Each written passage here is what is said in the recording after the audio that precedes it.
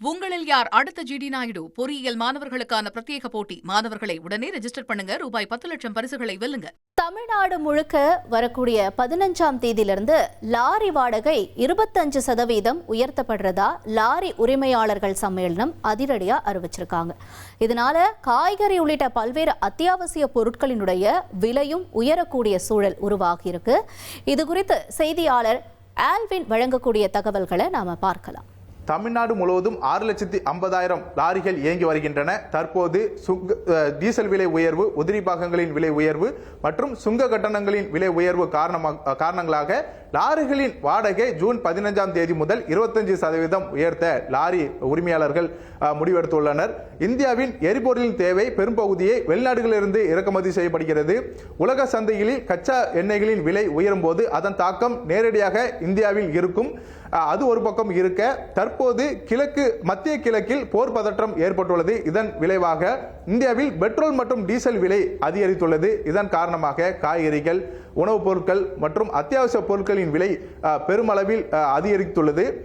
இது ஒரு பக்கம் இருக்க, தற்போது லாரிகளின் வாடகை அதிகப்படுத்தப்பட்டுள்ள நிலையில் சாமானிய மக்களின் தலையில் பெரும் இடியை இறக்கியுள்ளது என்றுதான் சொல்ல வேண்டும். தமிழ்நாட்டில் பல பகுதிகளுக்கு உணவுப் பொருட்கள், காய்கறிகள் மற்றும் கட்டுமான பொருட்கள், தொழிற்சாலை உற்பத்தி பொருட்களை பெரும்பாலும் லாரிகள் மூலமாகவே கொண்டு செல்லப்படுகின்றன. இந்த நிலையில் லாரிகளின் வாடகை அதிகரித்தால் அதன் தாக்கம் நேரடியாக பொதுமக்களின் வாழ்க்கையை எதிரொலிக்கும். அரிசி, பருப்பு, காய்கறிகள், பழங்கள் போன்றவர்களின் விலையும் உயரும்.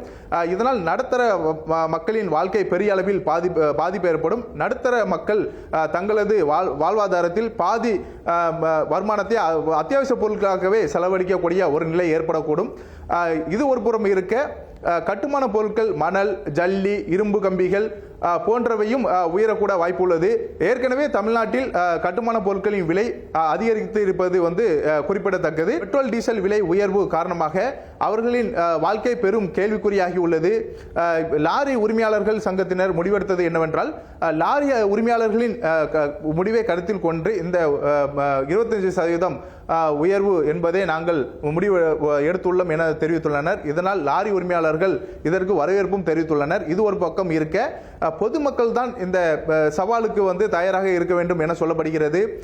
லாரி உரிமையாளர் சங்கம் தரப்பில் என்ன சொல்லப்படுகிறது என்றால், 10 ஆண்டுகளுக்கு மேலாக லாரி வாடகை உயர்த்தப்படவில்லை என்றும், டீசல் பெட்ரோல் விலையை ஜிஎஸ்டிக்குள் கொண்டு வர வேண்டும் எனவும், டீசல் விலை குறைந்தால் லாரி வாடகை 25% குறைக்கப்படும் எனவும் அவர்கள் தெரிவித்திருக்கிறார்கள்.